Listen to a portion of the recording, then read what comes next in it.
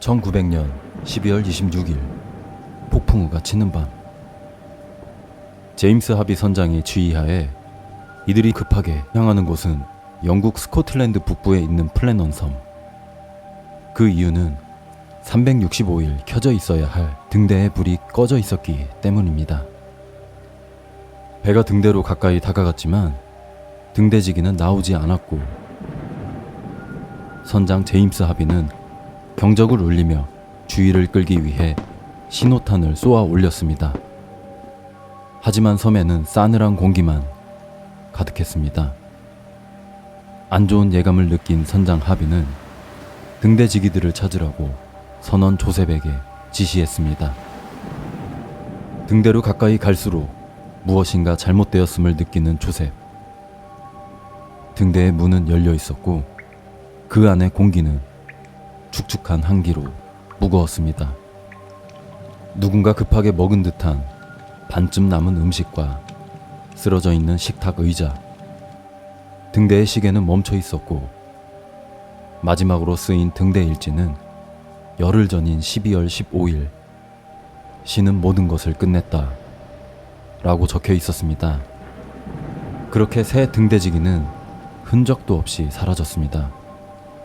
아이린 모어 등대지기 실종 사건, 지금부터 시작합니다.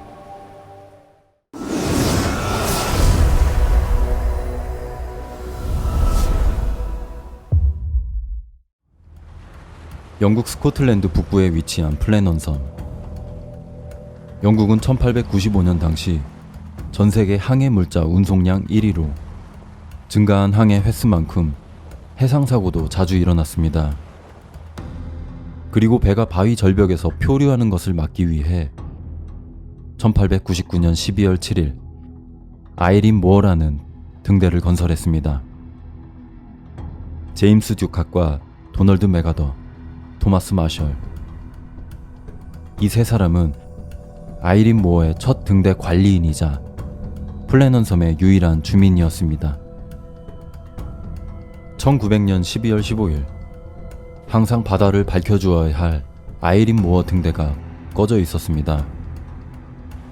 섬 근처를 지나던 많은 배는 그것을 보고 신고했고, 영국 정부는 조사대를 파견해 무슨 일인지 알아보려 했으나 기상 상황이 좋지 않아 12월 26일에야 플래넌 섬으로 향할 수 있었습니다. 섬은 시간이 멈춘 것처럼 조용했습니다. 조사대가 등대 안을 살펴보니 무언가 급박한 상황이 있었음을 말해주는 반쯤 남겨진 음식과 뒤집혀 있는 식탁 의자. 시계는 열흘 전인 12월 15일에 멈춰 있었고 3개의 방수복 중 2벌은 사라지고 1벌만 남아 있었습니다. 조사대는 섬의 서쪽도 조사하던 중 폭풍으로 인해 심하게 파괴된 것으로 추정되는 지역을 발견했습니다. 해발 60m 절벽 위의 들판은 절벽 끝에서부터 약 10m가 떨어져 나갔습니다. 1톤이 넘는 바위가 철로를 막고 있었고 일부 철로는 콘크리트 지반으로부터 뜯겨나가 유실되었습니다. 조사대 중 한 명은 그날 섬의 서쪽 지역의 모습에 대해 이렇게 말했습니다. 직접 보지 않으면 믿기 어려울 정도로 파괴되었다. 조사대는 조사를 마친 후 몇 가지 의문점이 들었는데 시계가 12월 15일에 멈춰 있는 것으로 보아 무엇인지 알 수 없는 사고가 그날 있었던 것으로 추정했습니다. 3명의 등대지기 중 1명은 반드시 등대에 남아 있어야 한다는 규정이 있지만 12월의 추운 겨울에 등대에 남아있던 1명의 등대지기는 방수복도 없이 어디로 사라진 것일까요? 3명의 등대지기가 위험을 감수하고 동시에 밖에 나가야 했던 이유는 무엇이었을까요?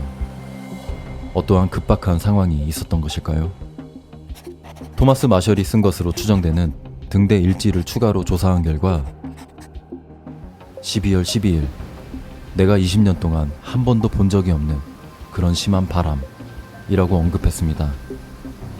13일의 기록에서는 폭풍이 여전히 섬을 잡아먹을 듯하며 세 사람은 모두 기도를 하고 있다고 적혀 있었습니다.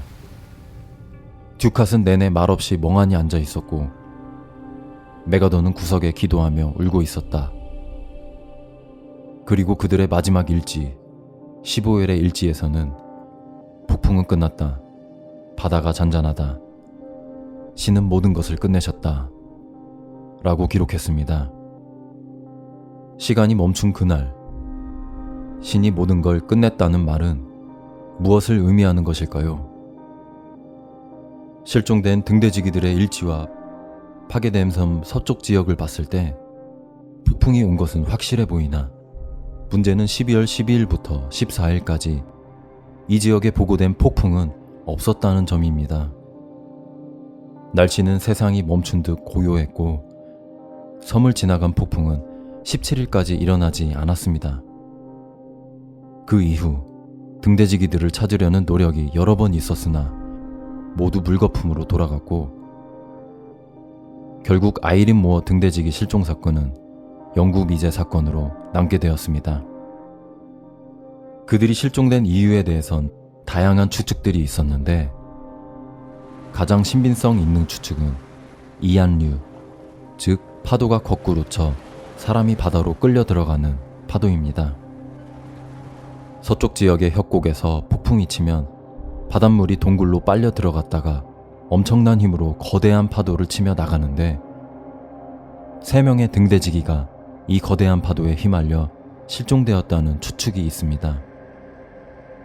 또 다른 추측은 등대에 남아있던 한 명의 등대지기가 쓰나미를 발견한 뒤 밖에 있던 2명에게 급하게 구하러 가다 같이 휩쓸려 사망했을 가능성, 또는 한 명이 파도에 휩쓸리자 다른 한 명이 도움을 요청하려 등대로 돌아왔고 둘이 휩쓸린 등대지기를 구하려다 같이 바다에 빠졌을 가능성이 있습니다. 이 모든 건 추측일 뿐 3명의 아이린 모어 등대지기들이 어떻게 실종되었는지는 풀리지 않는 미스터리로 남아 있습니다. 이 실종 사건 이후에도 아이린 모어 등대는 등대지기들에 의해 꾸준히 관리되었으나 1971년에 자동화가 되면서 무인 등대가 되었습니다. 무언가에 의해 망가진 섬과 흔적도 없이 사라진 등대지기들.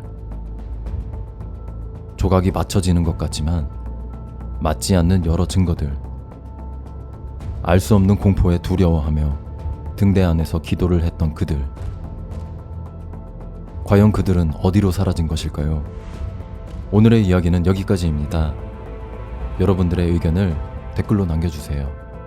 지금까지 무스의 용큐였습니다. 감사합니다.